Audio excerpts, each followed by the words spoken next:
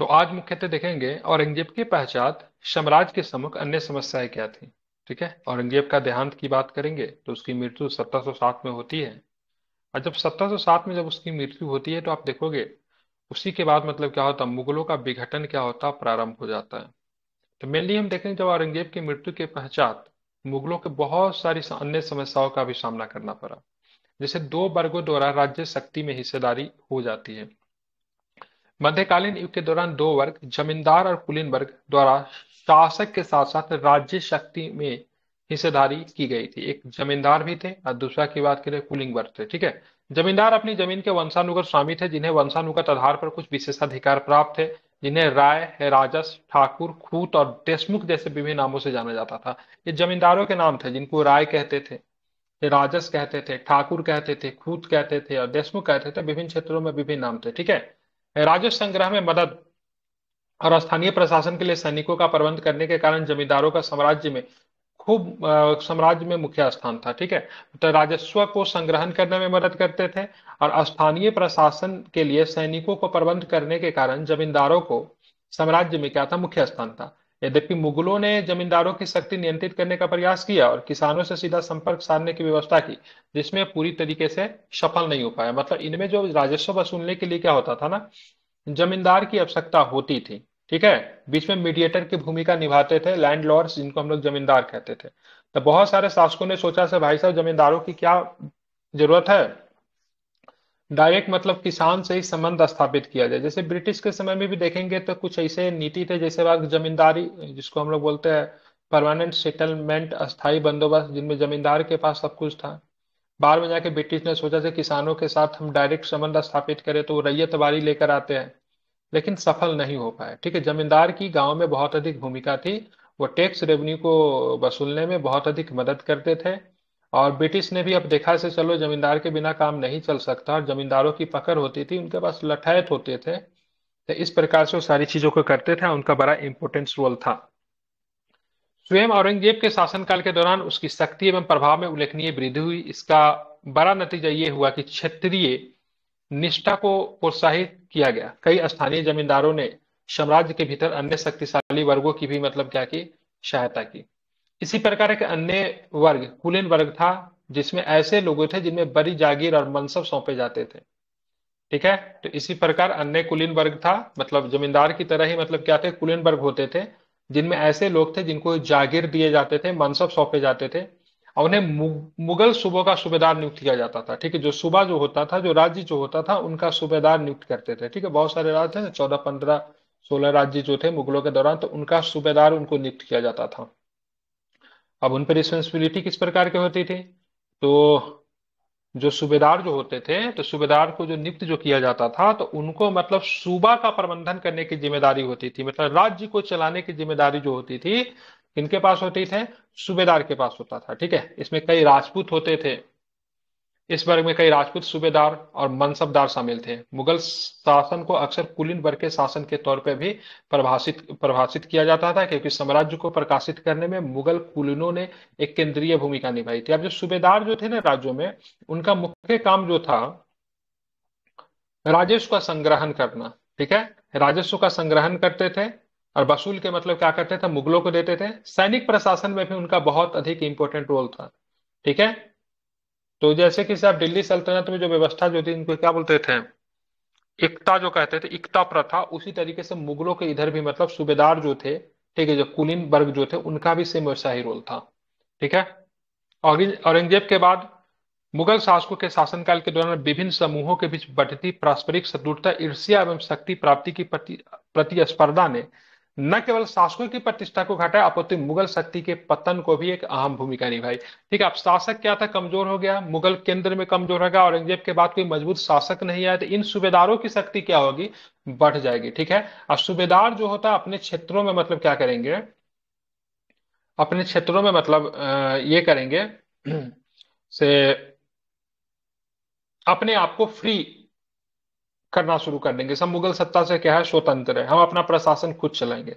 तो इस तरह की चीजें करनी शुरू कर देगी। और इससे पहले क्या करे, जो सूबेदार जो थे क्या कर रहे थे, मुगलों का नेतृत्व कर रहे थे, उनको रिप्रेजेंट कर रहे थे, उनके बिहाफ पे प्रशासन चला रहे थे।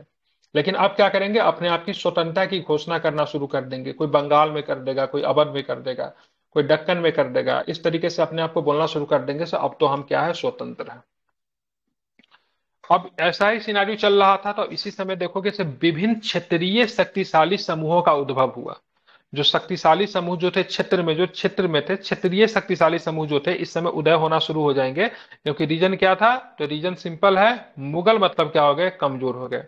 औरंगजेब के शासनकाल में जाट, सिख और मराठा जैसे शक्तिशाली क्षत्रिय समूहों का पर्दापण हुआ, ठीक है। अब मुगलों से इनके संबंध जो थे बिल्कुल भी अच्छे नहीं थे, न तो जाटों के, न तो सिख के, न तो मराठा के, ठीक है। जिन्होंने स्वयं जिन्होंने स्वयं के राज्य बनाने हुए तो मुगल साम्राज्य से युद्ध शुरू कर दिया। मतलब इनको क्या था, अपना स्वतंत्र राज्य बनाना था। तब वो अपने साम्राज्य में सफल नहीं हो पाए। मतलब ड्यूरिंग द बात करेंगे जिस समय औरंगजेब था, तो उस समय ये लोग तो अपना राज्य बनाने में सफल नहीं हो गए, क्योंकि मुगल सत्ता क्या थे, बहुत अधिक मजबूत थी। लेकिन जैसे औरंगजेब का देहांत होता, उसकी मृत्यु होती है, उसके बाद मुगल सत्ता का जब पतन होना जब शुरू होता है, मुगल शासक कमजोर होता है, ये अपने अपने स्वतंत्र राज्य को क्या करते हैं, स्थापित कर देते हैं, ठीक है। लेकिन उनमें से प्रत्येक अपने संबंध क्षेत्रों में राजनीतिक घटनाक्रमों के भविष्य का मार्ग तैयार किया। राजनीतिक बढ़त के लिए मुगल शासक ने उनके निरंतर संघर्ष ने मुगल सत्ता को महत्वपूर्ण रूप से कमजोर किया। औरंगजेब और उनके पश्चात बहादुर शाह ने राजपूतों के दमन का प्रयास तो किया। बहादुर शाह प्रथम औरंगजेब के बाद जो शासक बनता है, मुगलों के खिलाफ निरंतर युद्ध करने के लिए उन्हें उकसाया। औरंगजेब ने पश्चातवर्ती मुगलों शासकों ने राजपूतों के साथ समझौते की नीति करने का प्रयास किया, लेकिन तब तक काफी देर हो चुकी थी। राजपूतों ने साम्राज्य के विकास एवं कल्याण के लिए मुगलों के साथ गठबंधन करने पर विश्वास नहीं किया, ठीक है, ध्यान में रखना। मराठा में मुगलों के दुर्जय शत्रु हुए। मतलब अगर मुगलों के सबसे बड़े शत्रु अगर बन के निकले तो कौन निकले, तो मराठे निकले, ठीक है। शुरुआत में उनका लक्ष्य केवल महाराष्ट्र पर नियंत्रण हासिल करने तक ही सीमित था। इसमें आगे चल के पूरे भारत में स्वदेश मुखी और चौथ वसूलने की अनुमति मुगल शासक प्राप्त करना भी शामिल हो गया, ठीक है। शुरू में तो उनका क्या था, तो महाराष्ट्र के क्षेत्रों में, ठीक है, क्या करेंगे, वो अपना अधिकार करेंगे। लेकिन बाद में उनका क्या था, संपूर्ण भारत से स्वदेश मुखी वसूलेंगे और चौथ वसूलेंगे। और इसके लिए मतलब क्या था, मुगलों को पराजित करना था, ठीक है।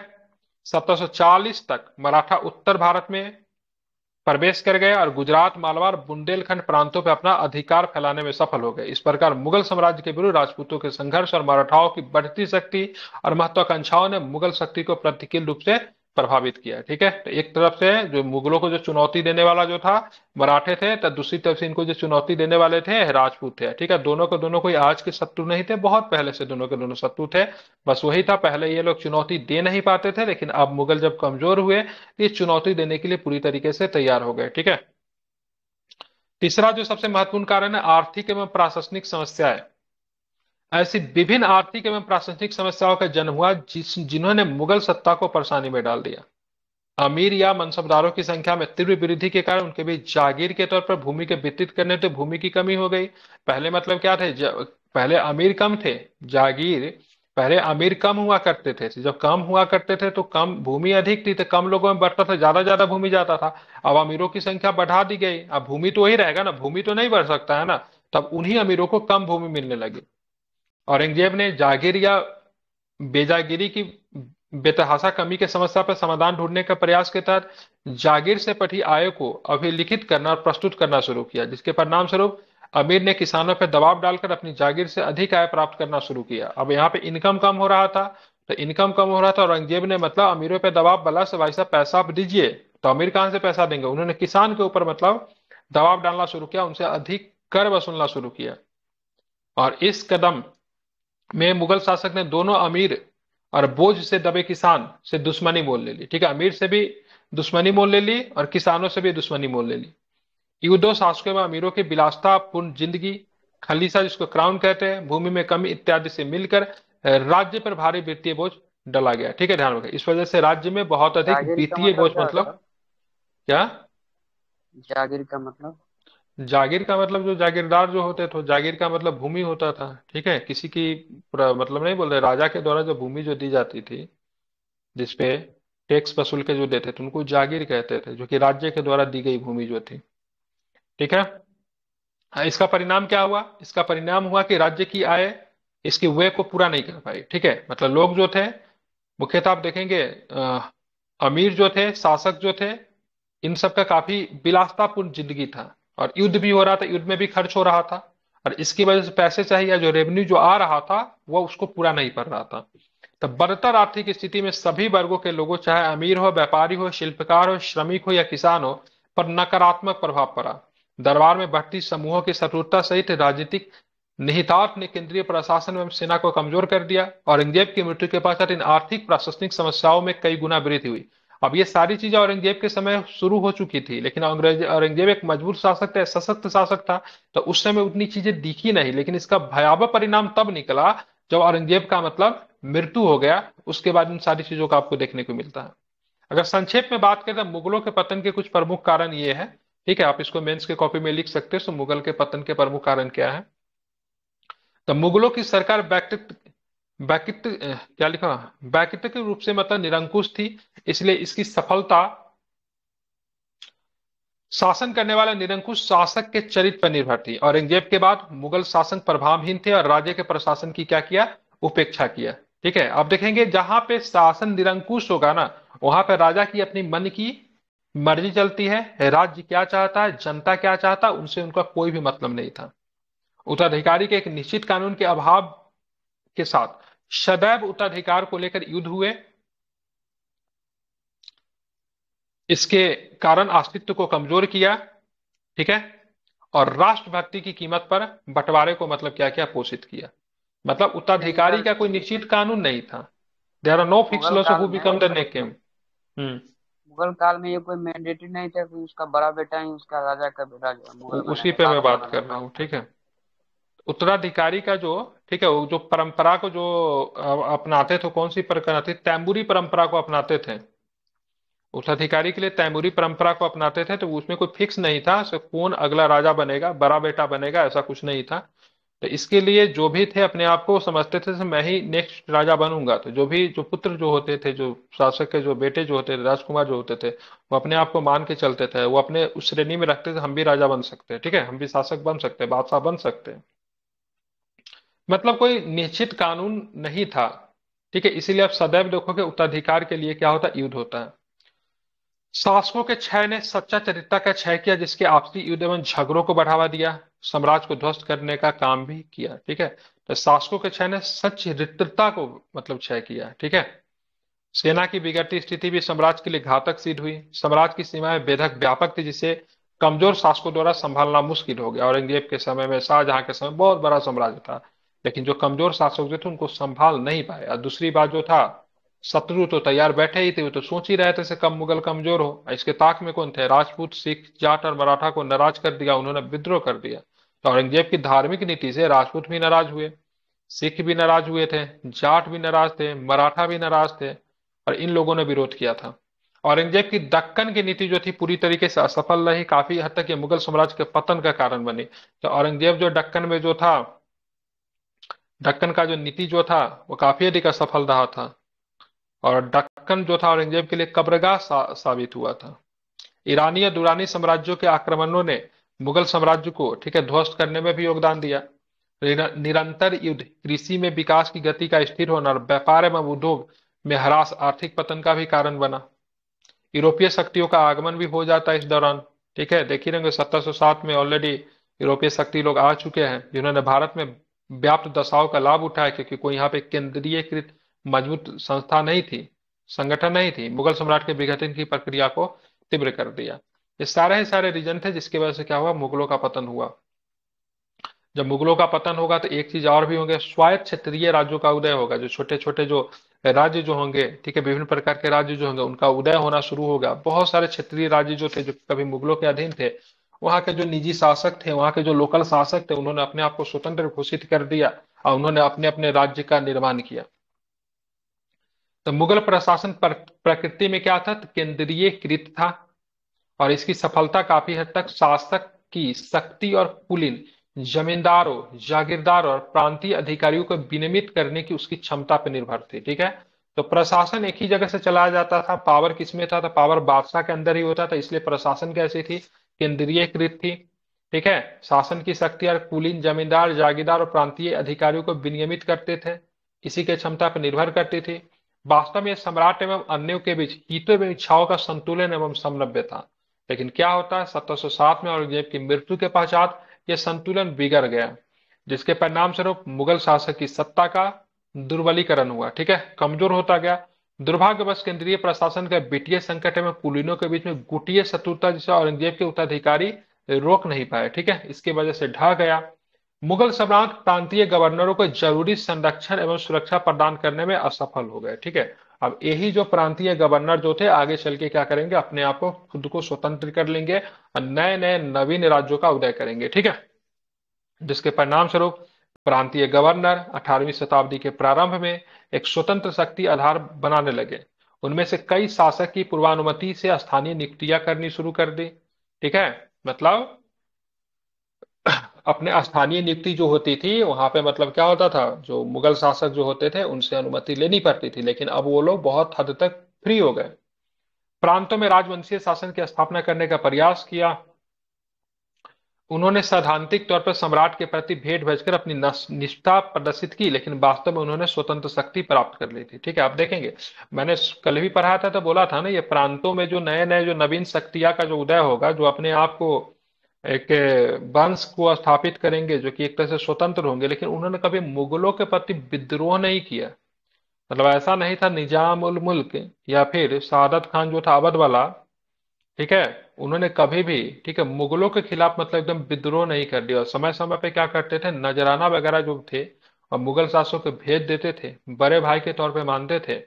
अब मुगल भी जानता था से, जो मुगल जो बादशाह जो था वो भी जानता था कि अपने क्षेत्र में तो स्वतंत्र तो है ही ना, चलो कम से कम मेरे पास इतना तो संबंध बना के रखा है, तो उसने भी कभी मना नहीं किया था। दोनों के बीच में म्यूचुअल अंडरस्टैंडिंग हो गई थी, लेकिन अपने क्षेत्र में पूरी तरीके से एक तरह से देखेंगे स्वतंत्र ही थी, ठीक है। जब भी आवश्यकता होती थी पैसे वगैरह भेज दिया करते थे।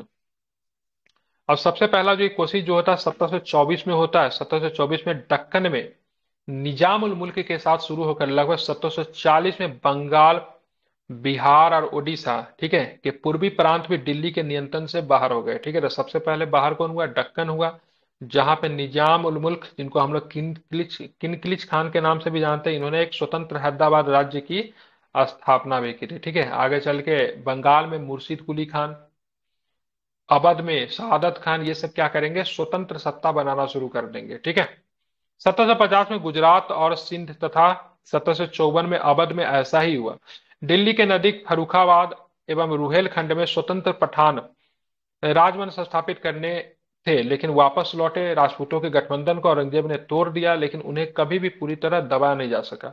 सुदूर दक्षिण में शासी हैदर अली ने मैसूर साम्राज्य को बेहद शक्तिशाली बना दिया, हालांकि इनका मुगलों से संबंध नहीं था। कई छोटी छोटी रियासतें अब के दक्षिण क्षेत्र में शासन कर रहे थे। इस प्रकार मुगल भारत के विभिन्न हिस्सों में राज्य को, ठीक है, तीन कैटेगरी में हम लोग बांट सकते हैं, जो कि मैंने कल भी बात किया था ना इसके ऊपर से, तीन कैटेगरी में हम लोग बांटते हैं, कल मैंने बता ही दिया था। सबसे पहले जो उत्तराधिकारी राज्य, जो कि मुगल साम्राज्य के प्रत्यक्ष नियंत्रण से छूट गए, ठीक है, इसमें कौन कौन राज्य थे, अवध था, बंगाल था और हैदराबाद वाला राज्य था, ठीक है, ध्यान में इसको रखना। तीसरा जो थे स्वतंत्र राज्य, जो प्रमुखता रूप से मुगल साम्राज्य के प्रांतों में नियंत्रण में कमी के कारण सामने, जैसे मैसूर, केरल, राजपूत, ध्यान रखना ये सब राज्य जो थे स्वतंत्र राज्य थे, या फिर बोल सकते हैं मुगलों के परिधि से बाहर के राज्य, इनका मुगलों से वैसे संबंध नहीं थे, ठीक है। अब एक ऐसे भी राज्य बने जो कि मुगलों के विरुद्ध विद्रोही राज्य स्थापित हुए, ठीक है, ये मुगलों को बस चाहते थे तो बदला लेने का मौका मिले, ठीक है। ऐसे राज्यों में मराठा राज्य बना, पंजाब का राज्य बना जिसको सिख एम्पायर हम लोग कह सकते हैं, दूसरा जो बना जाट राज बना, ठीक है। इनका बस एक ही उद्देश्य था, मुगलों से क्या करना है, बदला लेना है, क्योंकि मुगलों ने इनके खिलाफ क्या किया, बहुत अधिक ज्यादती की थी, स्पेशली जो औरंगजेब का जो धार्मिक नीति थी उसके वजह से। जैसे मराठा में शिवाजी के साथ संघर्ष रहा, शिवाजी के जो वंशज जो थे उनको मारा गया। हाँ, शिवाजी के जो पौत्र जो थे, मतलब साहू साहू जो थे, उनको काफी समय तक कैद करके रखा गया, ठीक है। पंजाब राज्य का विद्रोह इस वजह से था क्योंकि धार्मिक कारण था, तेग बहादुर गुरु अर्जुन देव की हत्या करवाई गई थी, तो इस वजह से मुगलों के ये लोग खिलाफ थे, ठीक है। अब सबसे पहले हम लोग देखें उत्तराधिकारी राज। उत्तराधिकारी राज कहाँ पे बना, अवध में बना, बंगाल में बना और कहाँ पे बना, हैदराबाद में बना, ठीक है। तो हैदराबाद, अवध एवं बंगाल मुगल साम्राज्य के आधिपत्य से छूट गए और स्वतंत्र राज्य की स्थापना की, ठीक है। और ये रीजन क्या था, यह अलगाव जो था संबंध विच्छेद विभिन्न चरणों में हुआ, ऐसा नहीं कि एक समय हो गया। व्यक्तित्व विद्रोह के अनुसरण शुरू में सामाजिक समूह समुदायों एवं अंततः पूरे क्षेत्र ने किया। ठीक है, इस प्रकार जमींदारों ने शाही मांगों का विरोध किया और प्रांतीय गवर्नर, जिन्हें दिल्ली से मदद एवं संरक्षण प्राप्त नहीं था, स्थानीय अभिजात एवं कुलीन वर्गों से मदद प्राप्त करने का प्रयास किया। इन राज्यों ने औपचारिक तौर पर मुगल साम्राज्य के प्रति अपनी निष्ठा का त्याग नहीं किया। यही बोल रहा हूं, इन्होंने कभी भी मुगलों के प्रति अपनी निष्ठा का त्याग नहीं किया। ये पूरी तरीके से स्वायत्त तो थे, फ्री तो थे, लेकिन कभी कभी क्या होता था, जब मुगल साम्राज्य इनको बुलाते थे मिलने के लिए, कभी इनसे मदद मांगते थे, कभी इनको पैसे की जरूरत होती थी, तो मुगल साम्राज्य को समय समय पे देते थे। मतलब मुगल के अधीन ही नहीं कह सकते, अधीन नहीं थे, लेकिन इन्होंने कभी पूरी तरीके से विद्रोह भी नहीं किया, मुगलों के खिलाफ कभी युद्ध नहीं की। ठीक है, अब आते हैं सबसे पहले हम देखो हैदराबाद। ठीक है, हैदराबाद में क्या होता है, 1748 में निजाम उल मुल्क की मृत्यु ने हैदराबाद के इतिहास में प्रथम गौरवान्वित अध्याय का अंत कर दिया। यह गौरवशाली शुरुआत निजाम उल ने सैयद बंधुओं के समय एक प्रमुख कुलीन था द्वारा 1724 में हैदराबाद राज्य की स्थापना के साथ शुरू किया था। ठीक है, ध्यान रखेंगे, ये सैयद बंधु जो था, जिनको किंग मेकर कहते थे। ठीक है, सैयद बंधु की बात करेंगे, क्या बोलते थे, इनको किंग मेकर कहते थे, नृप निर्माता कहते थे, शासकों के निर्माण में इनकी बहुत अधिक भूमिका थी। तो बाद में मोहम्मद शाह ने क्या किया था, जब मोहम्मद शाह जब शासक बना तो उसने देखा भाई साहब इस सैयद बंधु तो हमको भी नहीं टिकने देगा, पहले तो ये बहुत शक्तिशाली होते जा रहा है। तब मोहम्मद शाह ने इनका कहानी जो था समाप्त करवाया था। उसमें मदद किसने की थी, तो मोहम्मद शाह की मदद जो की थी निजाम उल मुल्क ने की थी। तो सैयद बंधु को मरवाने में, ठीक है, निजाम उल मुल्क की बहुत बड़ी भूमिका थी। तो निजाम उल मुल्क ने सैयद बंधु को ठिकाने लगाने में मोहम्मद शाह की मदद की थी, बदले में उसे दक्कन का सूबेदार बना दिया गया था। ठीक है, इनको कौन सी उपाधि दी गई थी, तो निजाम उल मुल्क की उपाधि दी गई थी। और निजाम उल मुल्क की उपाधि जो थी सैयद, सॉरी, किनकिलिज खान को किसने दी थी, तो मोहम्मद, क्या नाम था उसका, मोहम्मद शाह ने। किसने दिया था, तो मोहम्मद शाह ने। निजाम उल मुल्क के प्रशासन को पुनः गठित किया और राज्य व्यवस्था को सरल एवं कारगर बनाया। बहुत ही काबिल व्यक्ति था वो। ठीक है, और दिल्ली में वजीर के तौर पे भी काम किया था। दिल्ली में 22 से लेकर 24 के बीच में वजीर के एक छोटे से कार्यकाल के लिए था, लेकिन दिल्ली के जो लोग जो थे मोहम्मद शाह को भड़का दिया था। तो ये जो किनकिलिज खान जो है, निजाम उल मुल्क जो, जिनको आप बहुत मानते हैं, ये बहुत अधिक शक्तिशाली हो जाते जा रहा है, एक समय मुगल गद्दी को क्या करेगा, हथिया लेगा। तो इनका संबंध किनसे खराब हो गया था, तो मोहम्मद शाह से खराब हो गया था। तो उसके बाद ये दक्कन की तरफ चले और अपना क्या किया, तो इन्होंने स्वतंत्र राज्य स्थापित किया था। ठीक है, वह एक राज्य की स्थापना के लिए दक्कन लौटा है जो व्यवहार में स्वतंत्र हो। यद्यपि उसने निरंतर मुगलों सम्राट के प्रति अपनी निष्ठा घोषित की। ठीक है, मतलब निजाम मुल्क ने, ठीक है, अपना राज्य तो स्थापित किया था, लेकिन कभी भी मुगलों के खिलाफ उसने विरोध नहीं किया। प्रादेशिक अभिजात्यों की संरचना ने इस स्वतंत्रता को स्थायित्व प्रदान किया। जैसा कि ध्यान में केरन लियोनार्ड ने हैदराबाद के राजनीतिक तंत्र के अपने अध्ययन में इसे प्रकट किया है। राजस्व तंत्र का सुधार था, जमींदारों का नियंत्रण और हिंदुओं के प्रति सहिष्णुता उनकी सूझबूझ भरी नीतियां थी। मतलब हिंदुओं के प्रति इन्होंने सहिष्णुता की नीति रखी, जमींदारों पर नियंत्रण बना के रखा, राजस्व तंत्र में सुधार किया, तो कुछ बहुत ही अच्छे काम किए। लेकिन 1724 में राज्य बनाई, 24 साल शासन करते, 48 में उनकी मृत्यु हो गई। तो उसकी मृत्यु ने हैदराबाद को मराठाओं और बाद में विदेशी कंपनियों के षड्यंत्रों का एक कपट योजनाओं के लिए खोल दिया। वही हैदराबाद था जिसमें आप देखोगे तो आगे चल के मरा क्या ना, फ्रेंच और ब्रिटिश मतलब लड़ेंगे। ठीक है, और हैदराबाद जो था मराठाओं से बिल्कुल भी सुरक्षित नहीं था after the death of the क्या, मुर्शिद कुली खान, सॉरी, किनकिलिज खान। मराठाओं ने राज्य पर क्या किया, पूरी शक्ति से आक्रमण किया और असहाय निवासियों पर चौथ आरोपित किया। ध्यान में, निजाम उल मुल्क का बेटा नासिर जंग और पोते मुजफ्फर जंग के बीच में उत्तराधिकारी की खूनी जंग हुई। ठीक है, तो वहां पे नासिर जंग था और कौन था, मुजफ्फर जंग था। ठीक है, दोनों के बीच में, नहीं, एक बेटा था एक भतीजा था, पोता लिखा हुआ है इसमें, एक बेटा था एक भतीजा था ना, सही बता रहा हूं ना। और दोनों के बीच में मतलब क्या हुआ, सत्ता कौन करेगा, इसके बीच के लिए लड़ाई हुई। इसमें जो कूद पड़ा, डुप्ले कूद गया। ठीक है, डुप्ले के अंतर्गत फ्रांसीसियों ने इस अवसर के अपने हित में प्रयोग के लिए एक समूह की दूसरे समूह के विरुद्ध मदद की। फ्रांसीसियों ने इसमें मुजफ्फर जंग की मदद की, जिसके बाद फ्रांसीसियों के बड़ी धनराशि एवं कुछ क्षेत्र भी जो थे इनाम में दिए गए। ठीक है, अब आते बंगाल में आप जाओगे तो बंगाल में स्वतंत्रता और दिल्ली की सल्तनत के प्रति औपचारिक निष्ठा ने बंगाल के नवाब के शासन को सुदृढ़ किया था। लेकिन मुर्शिद कुली खान के संरक्षण के अंतर्गत 1717 में बंगाल का गवर्नर बना, लेकिन उसका संबंध मात्र भेंटे भेजने तक ही सीमित था। ठीक है, लेकिन दिल्ली से उसका संबंध मात्र भेंटे भेजने तक सीमित था। भेंटे का मतलब गिफ्ट होता है। ठीक है, तो 1717 में मतलब क्या बना, क्या बना, गवर्नर बना। ठीक है, ध्यान रखना। शुजाउद्दीन 1727 में नवाब बना, अलवर्दी खान 1739 में नवाब बने थे, बंगाल का नवाब रहा। ठीक है, तो शुजाउद्दीन कब बना था, 1727 में। और ध्यान में, अलवर्दी खान कब बना था, 1739 में नवाब बने तक बंगाल का नवाब रहा। ठीक है। हाँ, 1756 में अपने दादा अलवर्दी खान की मृत्यु के पश्चात सिराजुद्दौला जो था बंगाल का नवाब बना। तो कुछ प्रमुख शासक है, जैसे कि से सबसे पहले आप देखोगे तो बंगाल में आपको मुर्शिद कुली खान दिखेंगे, फिर शुजाउद्दीन दिखेंगे, फिर आपको अलवर्दी खान दिखेंगे, और फिर आपको 1757 के लड़ाई में जो थे प्लासी में जो है सिराज आपको देखेंगे। ठीक है। बंगाल के शासकों ने लोक नियुक्तियों में धार्मिक आधार पर भेदभाव नहीं किया, मतलब कि जो प्रशासन में जो चलाने के लिए जो लोगों को जो नौकरी जो दिया जाता था, उसमें किसी प्रकार की भेदभाव नहीं किया। हिंदू लोक सेवाओं में उच्च पदों पर आसीन हुए तथा आकर्षक जमींदारी हासिल की। नवाब अत्यधिक स्वतंत्र थे और अपने क्षेत्राधिकार में उन्होंने विदेशी कंपनियों के व्यापार पे कठोर नियंत्रण बनाए रखा। चंदानगर और कलकत्ता, जो कि अब कोलकाता में, फ्रांसीसियों और अंग्रेज कारखानों को किलेबंदी करने की अनुमति नहीं थी। नहीं, नवाब ने विदेशी कंपनियों को विशेषाधिकार प्रदान किए थे। शासकों की संप्रभुता तब तक भी बनी रही जब ब्रिटिश ईस्ट इंडिया कंपनी के द्वारा बल प्रयोग करके इसकी शक्ति का अंत कर देने का खतरा था। ठीक है, तो इन लोगों ने तो बोल रखा था भाई साहब व्यापार करना करो, लेकिन किसी प्रकार का किलेबंदी नहीं करोगे। लेकिन बाद में किलाबंदी करना कौन शुरू कर देता है, तो ब्रिटिश जो है किलाबंदी करना शुरू कर देता है, जिसकी वजह से आपको युद्ध भी आपको देखने को मिलेगा। ठीक है। हालांकि नवाबों को अपनी कमजोर एवं अल्प सेना तथा कंपनी द्वारा प्रस्तुत खतरे को कमतर आंकने के कारण ब्रिटिश कंपनी के हाथों हार झेलनी पड़ी। 1757 में प्लासी के युद्ध में ब्रिटिश कंपनी विजय ने भारत के साथ ही ब्रिटिश संबंधों में एक नए चरण की भी मतलब क्या होता है, शुरुआत होता है। तीसरा जो राज्य जो था वो राज्य था अवध। अवध की बात करेंगे, इनका नाम था बुरहान उल मुल्क। ठीक है, पूरा नाम था सादत खान। ठीक है, लेकिन इनको उपाधि जो दी गई थी, बुरहान उल मुल्क की उपाधि दी गई थी। तो निजाम उल मुल्क की उपाधि किनको मिली थी, निजाम उल मुल्क की किर्गिज उपाधि। खान। ठीक है, ध्यान रखिए, किनकिलीज खान को। ठीक है, तो किनखलीज खान को मिली थी। ठीक है, और यहाँ पे ध्यान में रखना बुरहान उल मुल्क। ठीक है, बुरहान उल मुल्क।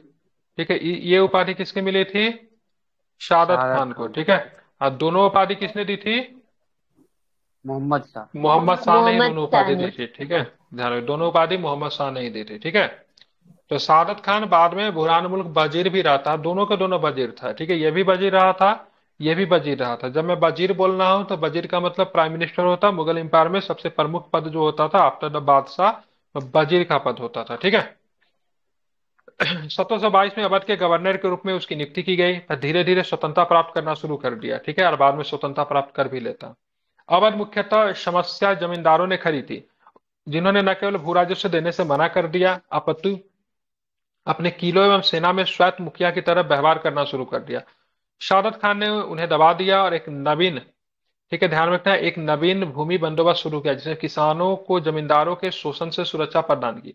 जागीरदारी व्यवस्था में सुधार किया और जागीरदारी स्थानीय कुलीन लोगों को दी गई, जिन्हें प्रशासन एवं सेना में उच्च पद प्राप्त थे। एक क्षेत्रीय शासक समूह का उदय हुआ, जिन्हें शेखजादा, अफगान या हिंदू वर्ग जो थे शामिल थे। तो अवध के शहादत खान या फिर मुर्शिद कुली खान या फिर निजाम उल मुल्क, ठीक है, ये तीनों के तीनों अपने क्षेत्र में बहुत लोकप्रिय शासक थे। इनको जनता बहुत पसंद करती थी, जनता बहुत मानती थी, हिंदुओं के लिए इनकी नीति भी बहुत अच्छी थी। इसीलिए ये अपने क्षेत्र में इतना मजबूत पकड़ रखते थे, इसलिए मुगलों ने कभी इनका विरोध भी नहीं किया। इन्होंने स्वतंत्र राज्य स्थापित कर लिया तो मुगल ऐसा नहीं था कि इनको दबाने के लिए सेना उठा के इनके ऊपर आक्रमण कर दिया। इन्होंने भी उस गरिमा को बनाकर रखा, इन्होंने भी स्वतंत्र राज्य स्थापित कर लिया, लेकिन मुगलों के बड़े भाई की तरह मानते थे। इन्होंने भी कभी विद्रोह नहीं किया, मुगलों ने भी ऐसा नहीं किया सब मुगल जो थे इन पे आक्रमण वगैरह किया, ऐसा भी उन्होंने नहीं किया। तो दोनों में म्यूचुअल अंडरस्टैंडिंग हो गई थी। तो तीन राज्य जो थे उत्तराधिकारी राज्य थे। अब आते स्वतंत्र राज। ठीक है, स्वतंत्र राज कहने का मतलब ये राज्य जो थे मुगलों के परिधि से कुछ इसमें बाहर के राज्य भी इसमें आएंगे। इसमें राजपूत पढ़ेंगे, ठीक है, टीपू के राज्य के बारे में पढ़ेंगे, मैसूर साम्राज्य के बारे में, तो सब इसमें स्वतंत्र राज्य में आएंगे। तो सबसे पहले स्वतंत्र राज्य में आपको पढ़ना है राजपूत के बारे में। ठीक है, तो राजपूत शासक मुगल साम्राज्य के विघटन का लाभ उठाकर अपनी स्थिति सुदृढ़ करने के पीछे नहीं रहे। कोई भी राजपूत शासक इतना शक्तिशाली नहीं था सर्वशक्ति बनने के लिए मराठाओं व ब्रिटिश शक्ति से भिड़ सके। दिल्ली के साथ संबंधों को थोड़ा ढीला छोड़ना और व्यवहार में स्वतंत्र राज्य की भौतिक कार्य करना उनकी पद्धति थी। उन्होंने दिल्ली में शक्ति के लिए संघर्ष में हिस्सा लिया और मुगल शासकों से आकर्षित एवं प्रभावशाली पद हासिल किए। मुगल काल में पश्चात राजपूतों की नीति निरंतर बदलती रही। प्रत्येक राजपूत राज्य से जब भी संभव हुआ अपने कमजोर पड़ोसी के शासन को हथियाकर निरंतर विस्तार की नीति का अनुसरण किया, आपस में ही लड़ते रहते थे। यह नीति उन्होंने मुगल दरबार में भी अपनाई। अंबेर के जय सिंह, आमेर जिसको कहते हैं, जिन्होंने 1699 से 1743 तक जयपुर पर शासन किया, एक बेहद सुप्रसिद्ध राजपूत शासक थे। ठीक है, ध्यान में रखना, ये किसके दौरान में थे? तो ये जो थे आपके मोहम्मद शाह के समय ही थे। ठीक है, क्या नाम था? सवाई राजा जय सिंह, पूरा नाम था सवाई राजा जय सिंह। जयपुर शहर के बनाने में बड़ा योगदान था, जयपुर में हवा महल को बनाने में इनका बड़ा योगदान था, बड़ा इंपॉर्टेंट शासक थे। अब मैसूर में वेधशाला आप वगैरह देखोगे। था, हम्म। वेधशाला वगैरह लगवाया था वही ना। वैशाला इन्होंने 6 जगह पे, वैशाला तो मथुरा था, वाराणसी में था, दिल्ली में था, जयपुर में था। अ, 5 या 6 जगह पे था। ठीक है, 6 जगह पे इन्होंने लगाई थी। ठीक है, अब यहाँ पे देखोगे मैसूर में आप जाओगे, तो मैसूर में तो मुगलों से तो इनका संबंध तो नहीं था। ठीक है, ये मुगलों से परिधि के बाहर के राज्य में ये आते हैं। और मुख्यतः आप मैसूर इंपायर की बात करेंगे तो एक चीज ध्यान में रखना है, 18वीं शताब्दी के समय यहाँ पे वाडियार डायनेस्टी हुआ करती थी। ठीक है, बाद में भी वाडियार डायनेस्टी आ जाएगी after the downfall of Tipu 1699। ठीक है, चतुर्थांगल मैसूर युद्ध में टीपू मारा जाता, उसके बाद भी पहले के जो डायनेस्टी जो था उसी को फिर से मतलब वहां पे रिप्लेस कर दिया जाता। तो 18वीं शताब्दी के मध्य में दक्षिण भारत में मैसूर का एक महत्वपूर्ण शक्ति के रूप में उदय हुआ। हैदर अली ने शक्तिशाली मैसूर राज्य की नींव रखी, जिसे उनके योग्य पुत्र टीपू ने मतलब क्या किया, सुदृढ़ किया, मतलब उसको यूनिफाइड किया, उसको यूनिफिके, उसको मजबूत किया। यद्यपि हैदर अली मैसूर सेना मात्र एक कनिष्ठ अधिकारी था, मतलब छोटा सा अधिकारी था, बहुत बड़ा अधिकारी नहीं था। ठीक है, मतलब अधिकारी तो था लेकिन बहुत बड़ा नहीं था। और धीरे धीरे आप देखोगे तो धीरे धीरे एक कुशल एवं कुशार्क सेनापति के रूप में उभरा। उसकी बेहद उल्लेखनीय उपलब्धि यह थी कि उसने इस बात को महसूस किया कि केवल एक आधुनिक सेना ही शक्तिशाली राज्य का आधार हो सकती है, और अपने सेना को क्या किया उसने, काफी अधिक मॉडर्नाइज करना शुरू किया। उसने शस्त्रागार स्थापित करके, डिंडीगुल जगह का नाम क्या है जहां पे उसने शस्त्रागार स्थापित किए थे, कभी पूछा जाएगा तो डिंडीगुल है, कहाँ पे है? तो हैदर अली ने एक शस्त्रागार स्थापित किया था डिंडीगुल में। ठीक है, और वो शस्त्रागार जो था किस तर्ज पे, पश्चिमी पश्चिमी के तर्ज पे, वेस्टर्न के तर्ज पे। और इसमें जो स्थापित जो किया, अपने सैनिकों को प्रशिक्षित करने के, जो ट्रेन करने के लिए जो मदद किया था, और फ्रांसीसी जो एक्सपर्ट जो थे उनका हेल्प लिया। जल्द ही वह 1761 में मैसूर सिंहासन के, सॉरी, मैसूर के सिंहासन के पीछे वास्तविक शक्ति मंत्री नंदजा राज को उखाड़, ठीक है, नंद होना चाहिए, नंदजा राज नाम था, उखाड़ फेंकने में सफल हो गए। मैसूर राज्य की सीमाएं तब तक कनारा मालाबार के समृद्ध तटीय क्षेत्र को शामिल करते हुए विस्तारित की जा चुकी थी। हैदर अली एक सच्चा विस्तारवादी को क्षेत्र के अन्य शक्तियों मराठा, हैदराबाद तथा अंग्रेजों से भी भिड़ना पड़ा। 1769 में मद्रास के निकट हैदर ने अंग्रेजों को करारी शिकस्त दी। 1782 में इसकी मृत्यु हो जाती है, द्वितीय अंगल मैसूर युद्ध में उसकी मृत्यु हो जाती है। उसके बाद 1782 के बाद टीपू सुल्तान और उसने अपने पिता की नीतियों को भी मतलब क्या किया, आगे बढ़ाया। ठीक है, उसी तरह के राज्य की बात करें, केरल में त्रावणकोर स्टेट कहते थे उसको। तो 3 राज्य कोची, त्रावणकोर और कालीकट ने एक साथ मिलकर वर्तमान केरल राज्य का निर्माण किया था। कोची भी था उसमें, त्रावणकोर भी था और कालीकट भी था। ठीक है, ध्यान रखिए, तीनों ने मिलकर क्या किया, केरल राज्य का निर्माण किया। बड़ी संख्या मुखियाओं तथा राजाओं, ठीक है, ध्यान रखना, को 1763 में इन राज्यों में शामिल कर लिया गया, लेकिन मैसूर का विस्तार केरल के अस्तित्व के लिए विध्वंसक सिद्ध हुआ। हैदर अली ने केरल पर 1766 में आक्रमण किया, मालाबार एवं कालीकट को मैसूर में मिला लिया। ठीक है, तो मालाबार को भी मिला लिया, कालीकट को भी मिला लिया था। ठीक है, त्रावणकोर सुदूर दक्षिणी राज्य है, तब तक बेहद महत्वपूर्ण राज्य हो गया, को छोड़ दिया गया। त्रावणकोर त्रावणकोर ने 1729 के पश्चात महत्व हासिल किया, जब उसने राजा मार्तंड वर्मा, ये इनका नाम बड़ा इंपॉर्टेंट, राजा मार्तंड वर्मा बड़ा सम्मान के साथ केरल में लिया जाता है। केरल को फिर से पुनर्गठित करने में इन्हीं का योगदान था। तो राजा मार्तंड वर्मा ने पश्चिमी तट पर प्रशिक्षित और आधुनिक हथियारों से सुसज्जित शक्तिशाली सेना और आधुनिक सेना की मदद से अपने राज्य का फिर से विस्तार किया। डच को केरल से बाहर कर दिया गया और सामंती प्रमुखों को दबा दिया गया। मार्तंड वर्मा की दृष्टि विस्तार करने की नीति ने आगे अपने राज्यों का विकास किया। सिंचाई एवं परिवहन तथा संचार की व्यवस्था करना था। बहुत अच्छे शासक माने जाते हैं राजा मार्तंड वर्मा। ठीक है, इनका नाम ध्यान रखिएगा। उसके उत्तराधिकारी का नाम राजा वर्मा, जो बेहद सृजनात्मक विद्वान थे, पश्चिमी ज्ञान को शामिल किया। त्रिवेंद्रम को राजधानी को, ज्ञान एवं कला का मतलब केंद्र था। राजा, सॉरी, राम वर्मा। ठीक है, ध्यान रखें, राम वर्मा। एक और भी आएंगे, ठीक है, रवि वर्मा। ठीक है, क्या नाम था उनका? राजा रवि वर्मा थे। रवि वर्मा जो थे ना, ध्यान में, कोई राजा नहीं थे, इनको उपाधि दी गई थी राजा का, नाम था इनका रवि वर्मा, ठीक है। He was just a painter. क्या था, इन्होंने बहुत फेमस फेमस चित्र बनाई थी, पेंटर जो बनाई थी, इधर से ही आते थे, ठीक है, त्रावणकोर राज्य से ही बिलोंग करते थे, ठीक है। तो राजा रवि वर्मा का नाम आपने सुना होगा, काफी महत्वपूर्ण चित्र इन्होंने बनाए हैं। तो केरल को यूनिफाइड करने का काम जो था मुख्यतः किसने किया था, मार्कंड वर्मा ने किया था, ठीक है। और कल जो हम लोग पढ़ेंगे नवीन राज्य, जो नए, जो after the downfall of the Mughal and the death of the Aurangzeb जो शुरू होगा, नए राज्यों का जो उदय जो होगा, जो कि मुख्यतः मुगलों का खूब मतलब विरोध करेंगे, उसमें हम लोग देखेंगे मराठा, उसके बाद हम लोग जाट राज्य और सिख राज्य के बारे में कल के क्लास में हम लोग पढ़ेंगे, ठीक है। इसको सभी लोग कल पढ़ कर आइएगा, ये जो है। और उसके बाद कहाँ तक बता देता हूँ, कल हम लोग को पढ़ कर आना है।